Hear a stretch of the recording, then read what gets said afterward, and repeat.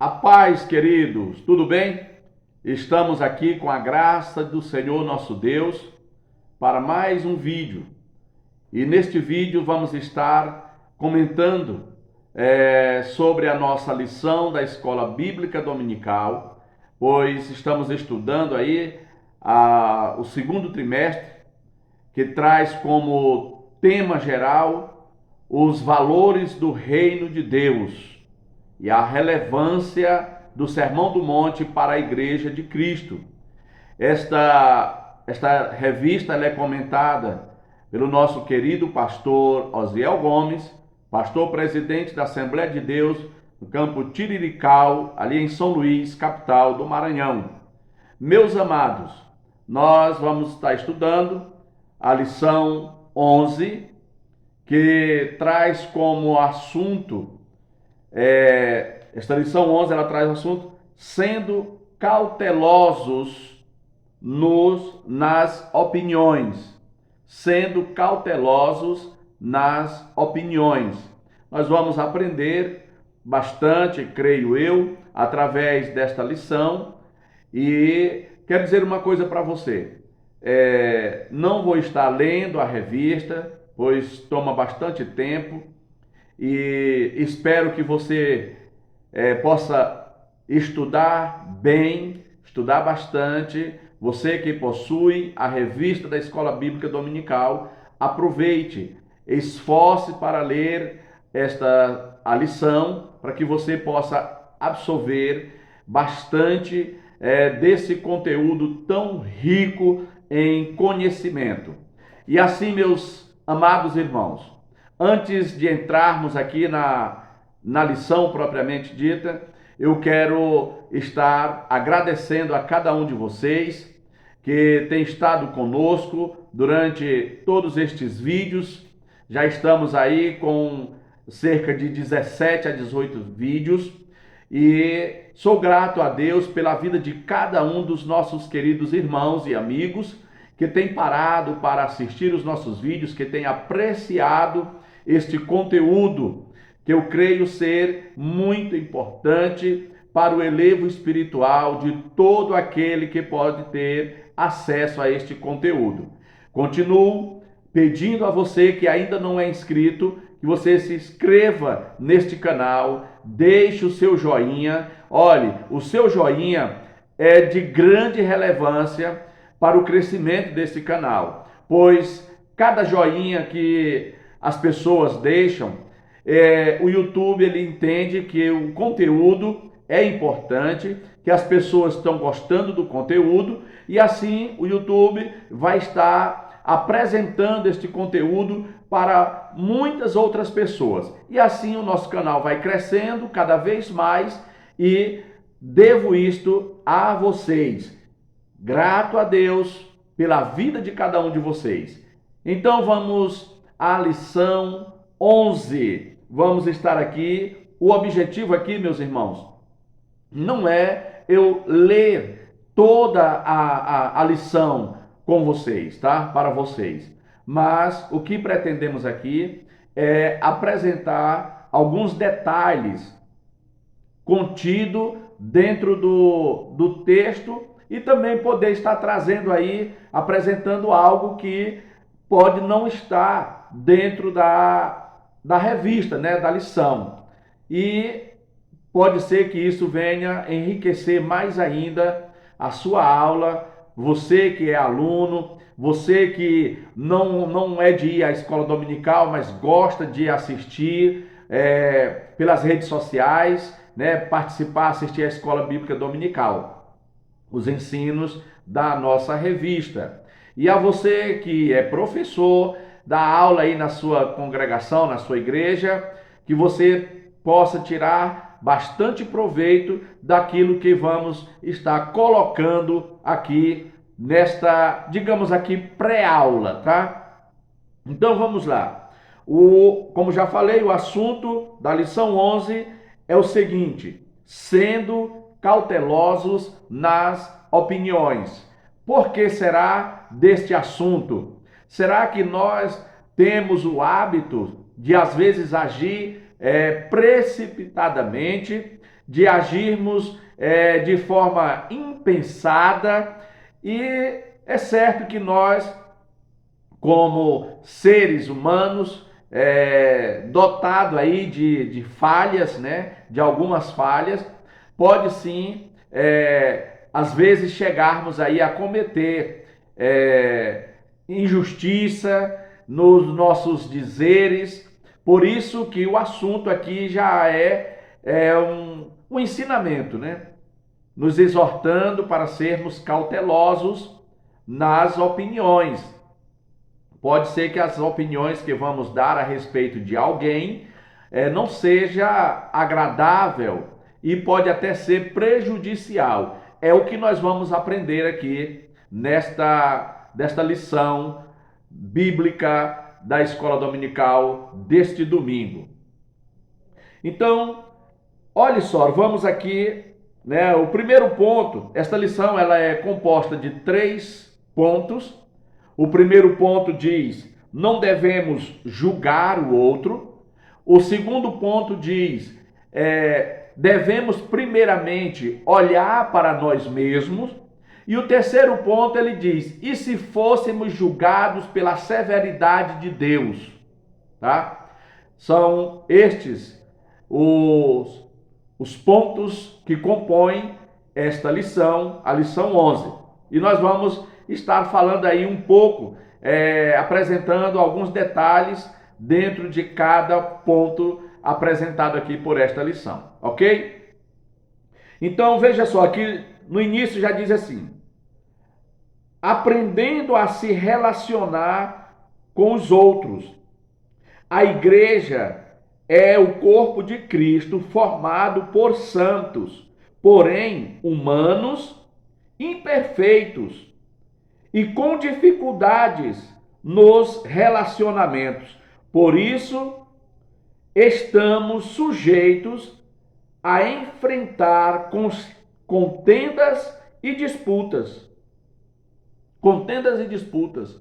Por quê? Pois somos santos, separados por Deus, ensinados pela palavra do Deus Todo-Poderoso, mas somos ainda, aqui na terra, somos pessoas que estamos sujeitos a falharmos, a cometer erros, principalmente no que diz respeito a outras pessoas. Por isso que a atenção aqui deve ser voltada principalmente para estes detalhes que envolvem o relacionamento de pessoas. Quando nós nos relacionamos com pessoas, às vezes os nossos dizeres, as nossas opiniões agrada alguns e desagrada outros. E por isso precisamos ser cautelosos, tá ok, meus queridos? Então, tendo esta dificuldade dos relacionamentos, mas podemos aprender mais e mais da palavra do Senhor. Então, o que Jesus ele diz ali no Sermão do Monte? Como nós temos aprendido aqui nas demais lições, né, nas lições anteriores, e como temos aprendido de todo o contexto bíblico, é que nestes ensinamentos, Jesus ele continua apresentando para os seus seguidores, para os seus servos, ali, ele continua ensinando sobre a conduta ideal. É o que temos visto, é o que temos entendido, percebido no decorrer destas lições que já se passaram. É que Jesus ensina, fala a respeito da conduta ideal. Por quê? Exatamente porque nos dias de Jesus, ali, havia muita gente e que tinha o hábito de dizer, falar coisas a respeito de outras pessoas e que não era agradável nem ao ser o próximo, que a quem era dito, né, tais palavras, a quem era feita tais ações, e também não é agradável a Deus. Não é agradável a Deus. Por isso Jesus chega e combate de forma severa com os seus ensinamentos as ações errôneas, equivocadas e até, digo aqui, um tanto maléfica a respeito de outras pessoas. Pois havia ali uma fala com uma intenção de um pré-julgamento a respeito da vida de outra pessoa. Então Jesus ele vem com seus ensinamentos e ele apresenta aqui o viver, como deve ser o viver do cristão no seu relacionamento com o próximo. Isso fala de uma conduta ideal. Qual era a conduta ideal que Jesus apresentava ali nos seus ensinamentos? É que havia ali pessoas hipócritas, fariseus hipócritas, que se julgavam santarrões e levavam palavras muito pesadas, palavras de julgamento muito pesada para as pessoas, contra aquelas pessoas. Por isso Jesus chega e diz: olha, não julgueis para que não sejais julgados, pois com a medida que tu mede os outros, a ti também será medida. Com a mesma medida que tu mede os outros, a vós também medirão. E a conduta ideal que o cristão deve ter, receber a aplicação desta palavra do Senhor Jesus, Jesus falava isso, ensinava dessa forma para que os seus servos pudessem aplicar e viverem uma vida condizente com os padrões do reino de Deus e não de acordo com os padrões farisaicos, com os padrões apresentados ali pelos fariseus hipócritas. E nós vamos aqui apresentar alguns detalhes dentro desta lição, que com certeza vai te fazer entender mais e mais a respeito desta palavra, ok? Então, o primeiro ponto diz: não devemos julgar o outro. Não devemos julgar o outro. Que julgamento?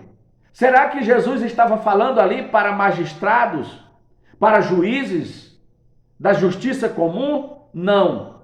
Jesus não estava falando para homens do sinédrio. Jesus estava falando para pessoas comuns, para pessoas que paravam para lhe ouvir, pessoas que estavam dispostas a seguir Jesus, mas Jesus vê a necessidade de combater severamente estas ações que não condiziam com os padrões do reino de Deus.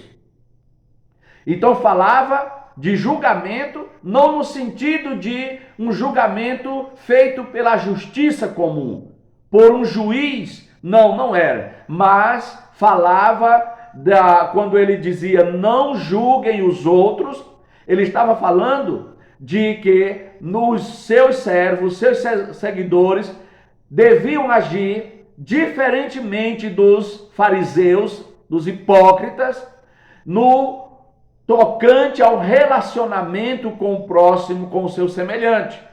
Então fala de que esse julgamento fala de uma crítica, viu? Fala de uma crítica.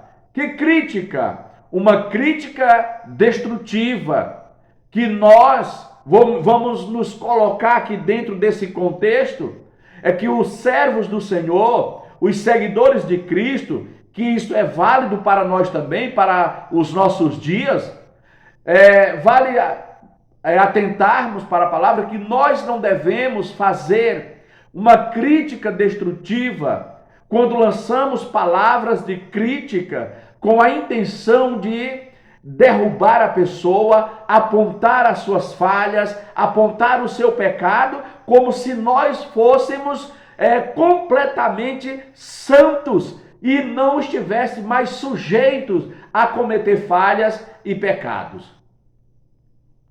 E além da crítica que Jesus ensina para que os seus seguidores não pratiquem essa ação de crítica destrutiva, né? Eu até coloquei aqui, é uma crítica injusta, e uma censura prejudicial. Se nós olharmos bem, nós vamos ver, talvez, dentro da nossa ignorância, do não conhecimento da palavra, hoje talvez você não haja mais assim, talvez hoje eu não haja mais assim, pois o que nos rege agora é a palavra de Deus na sua essência. Mas, outrora, quando não tínhamos este ensinamento, talvez quantas pessoas nós não matamos espiritualmente, quantas pessoas nós não fizemos chorar, apontando o seu pecado, apontando as suas falhas. E sabe o que é o pior dessa história? Dessa atitude?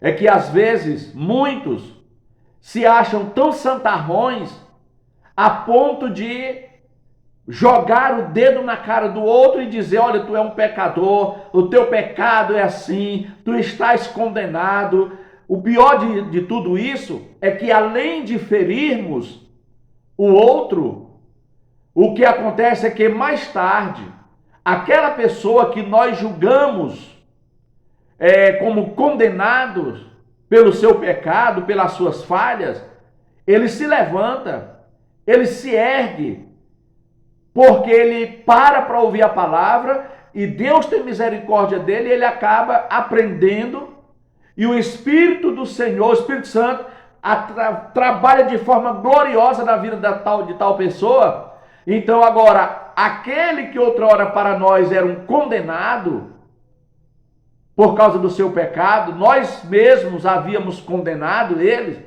agora ele está levando uma vida de santidade. E muitas das vezes, muitos de nós que apontamos o dedo e nos julgávamos santarrões, muitos de nós agora é que se encontra numa vida de pecado, numa situação condenável pelas ações praticadas no pecado. Por isso é que Jesus adverte para que não devemos julgar os outros, para que os seus seguidores não julgassem o outro, não fizessem crítica destrutiva ou censura prejudicial. Ok, meus queridos? Por quê? Porque da mesma forma como alguém mede e julga, dessa mesma forma esse alguém será medido e será julgado. Ok? Então, vamos aqui ao segundo ponto, que diz assim: devemos primeiramente olhar para nós mesmos, tá? Eu vou ler aqui o primeiro item, que diz assim: cuidado com o juízo exagerado sobre os outros. Pessoas que emitem juízos impensados, infundados a respeito de outros, podem estar tentando esconder seus próprios erros. Podemos ver que tal fato na vida do rei Davi, quando cometeu um adultério e um homicídio.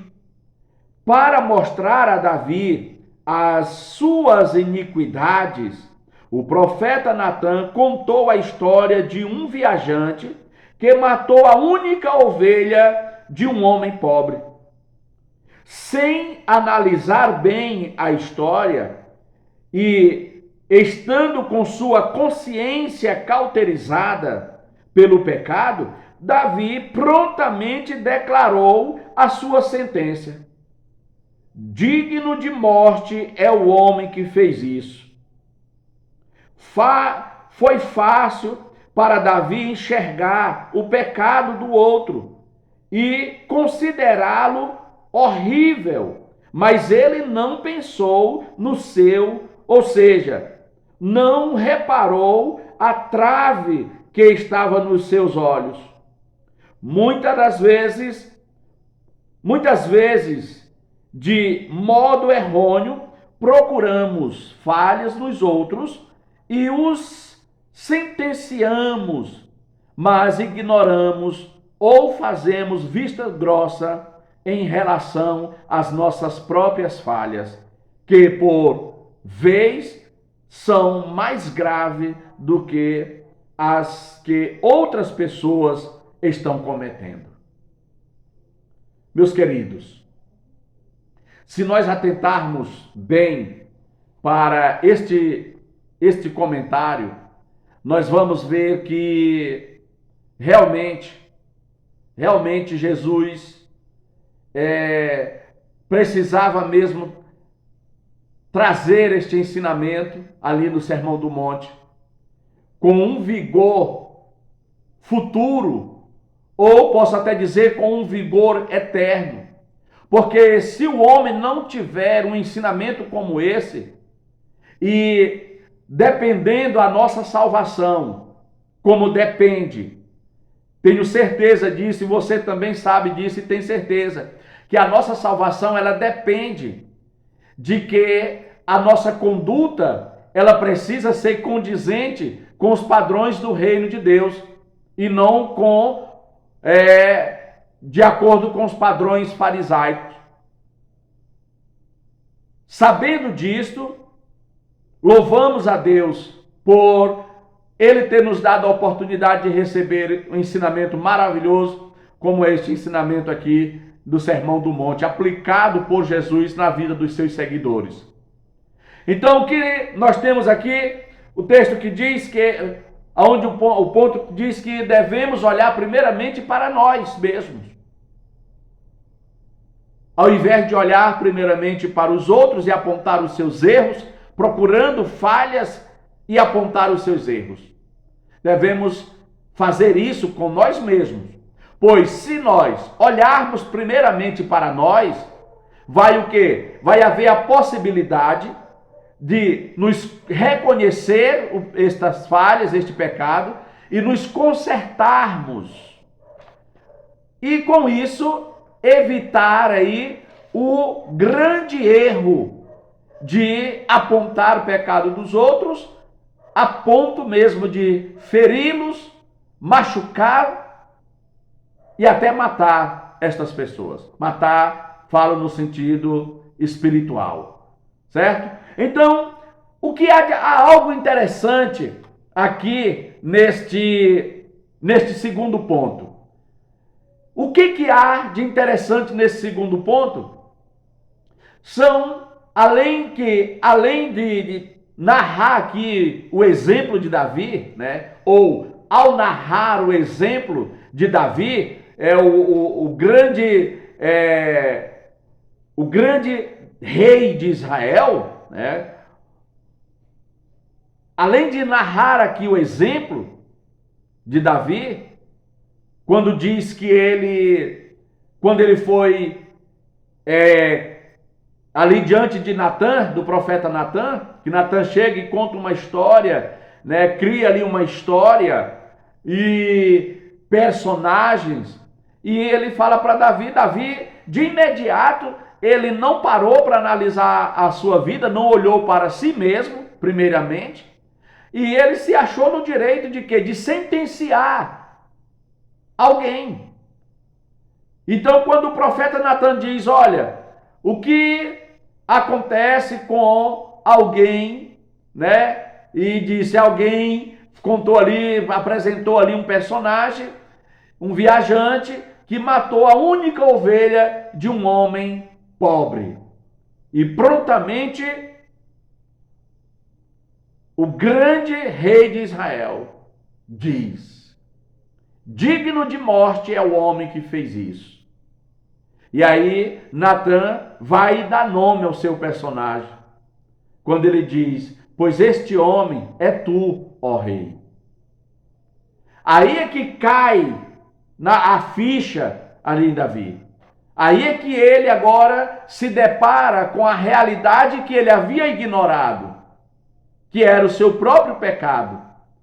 Agora, o que há de interessante aqui, né, são detalhes que o comentarista, apresentando aqui, fala da mente, né, ou da consciência cauterizada de Davi. Cauterizada. E para entendermos melhor, precisamos conhecer a realidade dos termos. O que quer dizer esse termo usado aqui pelo comentarista de a consciência cauterizada? Aí, além da consciência cauterizada, fala ainda da trave. O texto fala do algueiro e da trave. Então vamos entender um pouco aqui, um pouco mais, conhecendo o significado das palavras colocadas aqui, dos termos colocados aqui nesta narrativa, neste comentário. Primeiro, o que é uma mente cauterizada? O que é uma consciência cauterizada? Se você buscar no dicionário a respeito de cauterização, você vai perceber que algo cauterizado, vou dar aqui um exemplo. Por exemplo, se alguém corta um dedo, um pedaço, decepa parte do seu dedo, é como se ele pegasse ali uma vela, um fogo, e ele queimasse a parte do seu dedo, tá? Queimasse a parte do seu dedo. Então ia fazer o quê? Como se fosse assada a carne, ela ia parar certamente de jorrar sangue, ela vai ficar, o que nós chamamos de dormente, ou perder a sensibilidade.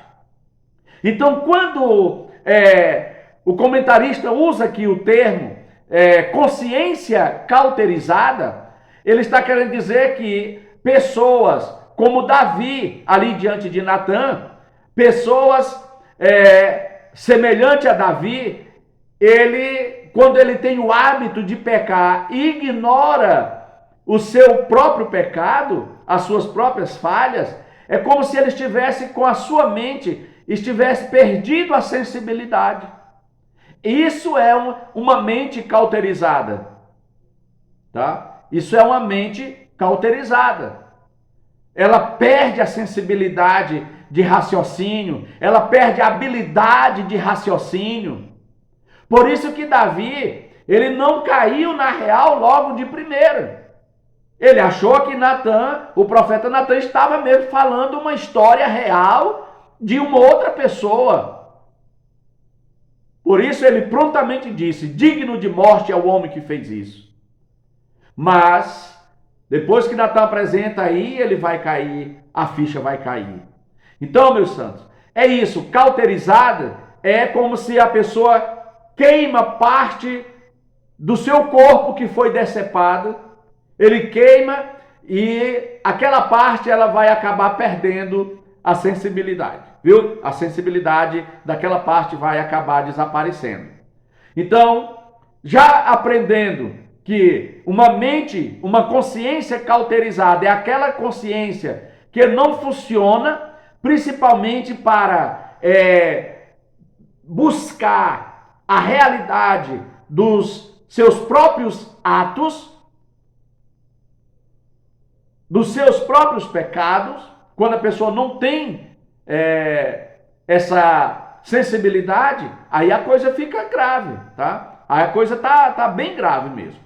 Outra coisa interessante é que nesse mesmo texto, e também aqui o comentarista ele fala que Davi, ele não olhou para si mesmo, mas já foi direto, olhando com o desejo de sentenciar o outro, segundo a história de Natã, do profeta Natã, ele esqueceu de olhar para si e ver a trave que estava no seu olho. Quando o texto diz a trave do olho e o argueiro do olho,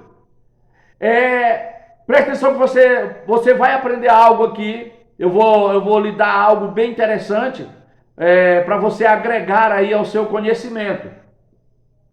É a proporção e a equivalência desses dois elementos, o argueiro e a trave. A proporção e a equivalência.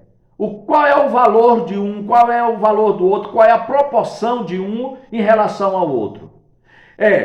Entendendo o significado das palavras colocadas nesta narrativa, neste comentário, ou mesmo no texto bíblico. É que o argueiro, ele fala de um pó, de uma poeira, que pode ser até mesmo são pequenos fragmentos, que pode ser esses fragmentos até mesmo que foram soltos de palha seca, como uma fina palha seca, que a gente pega ela na mão e com pouco esforço, você movimentar assim os seus dedos com aquela palha seca, ela vai se desfazer. E ali você solta e sai aquela poeirinha, aqueles pequenos fragmentos. Então ali é um argueiro que pode cair no olho de alguém. Então olhe só para a proporção, são pequenos fragmentos, uma poeirinha, um pozinho de nada.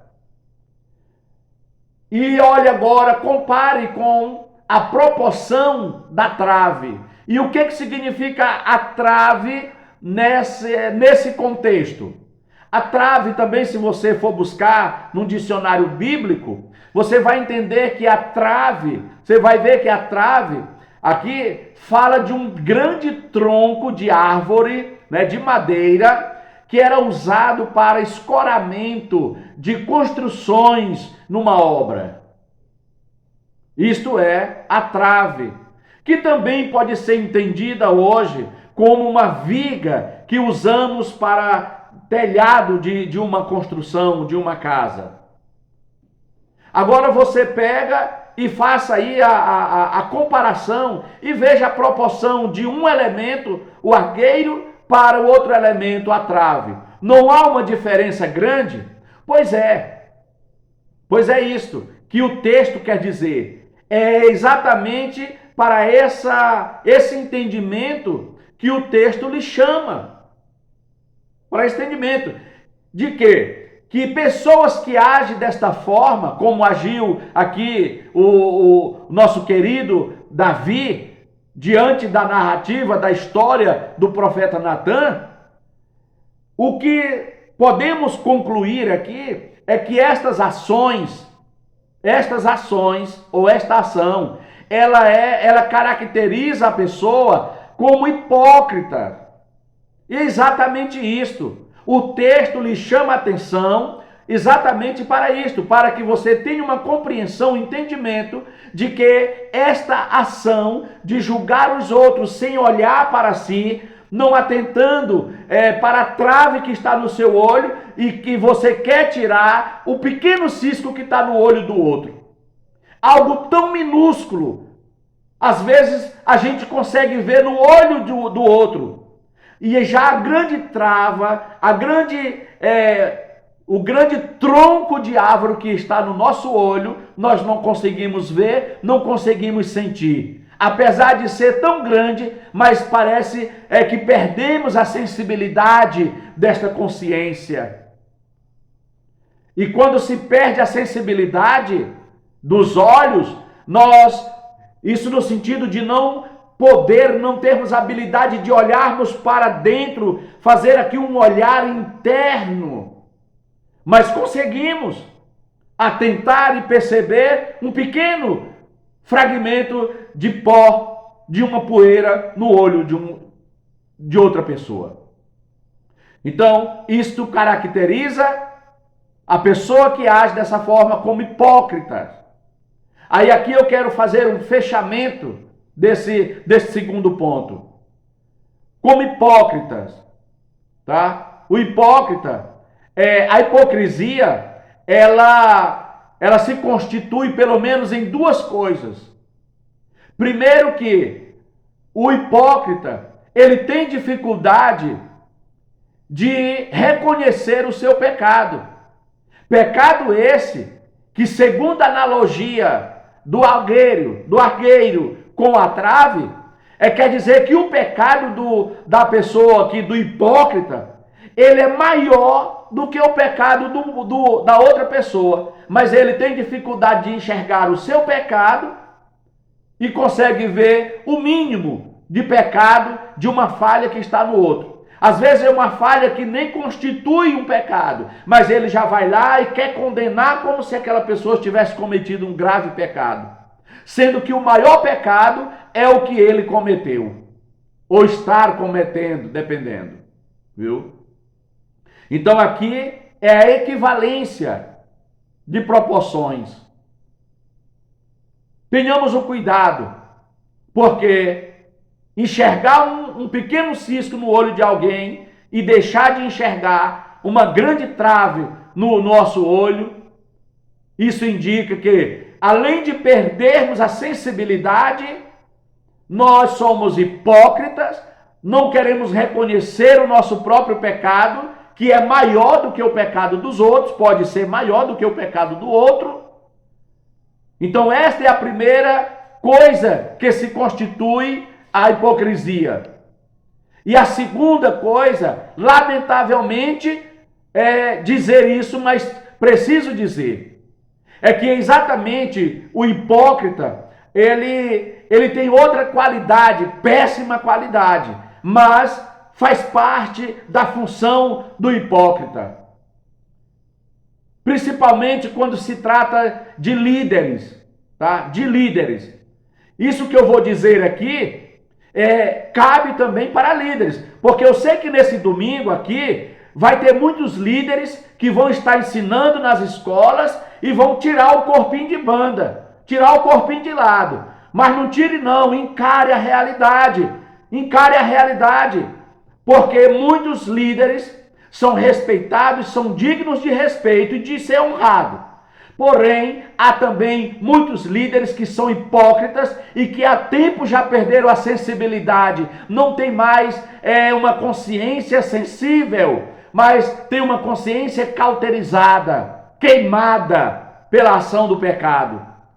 Mas deixa eu lhe falar aqui a segunda característica em que se constitui a hipocrisia. É que a segunda coisa é que o hipócrita, além de não reconhecer o seu pecado, que pode ser maior do que os outros, ele continua insistindo que os seus servos ali, os seus membros, né, se for o caso que for o líder, ele continua insistindo que o fiel, que o membro exerça santidade, exerça uma vida santa, digna, quando que ele mesmo, como líder, não exerce esta vida de santidade.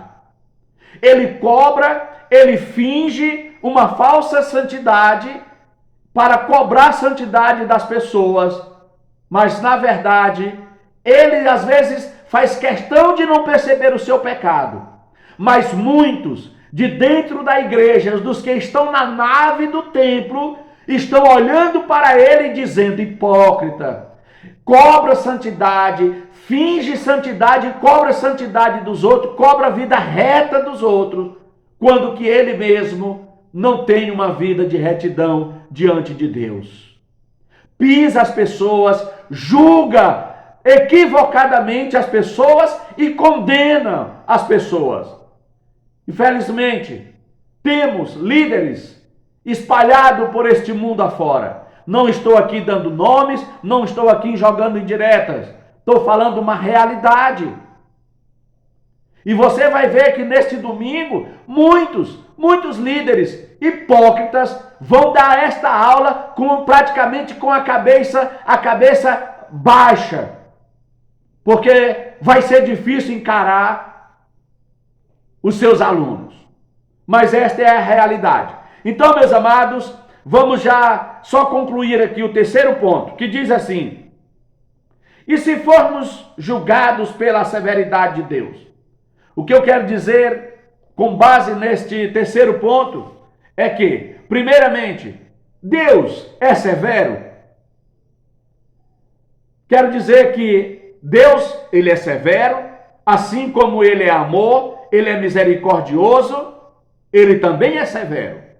Agora, o que há de diferente é que, para com aqueles que agem de forma correta, que agem com justiça, tem um relacionamento com o próximo, com o seu semelhante, um relacionamento baseado no amor, baseado na misericórdia, para com estes, Deus age com amor, Deus age com alegria, enriquecendo, abençoando espiritualmente estas pessoas e dando muitas bênçãos para tais pessoas. Por quê? Porque isto agrada, alegra o nosso querido e poderoso Deus. Porém, por outro lado, para com aqueles que são injustos, que são hipócritas, Deus vai agir e julgar severamente tais pessoas. E fecho aqui este comentário dizendo para você: seja justo, seja honesto nos seus relacionamentos, aprendendo com a palavra do Senhor, com os ensinamentos do Senhor Jesus, e você será uma grande bênção para a vida de pessoas com quem você se relaciona, e todos serão abençoados pelo grande e poderoso Deus.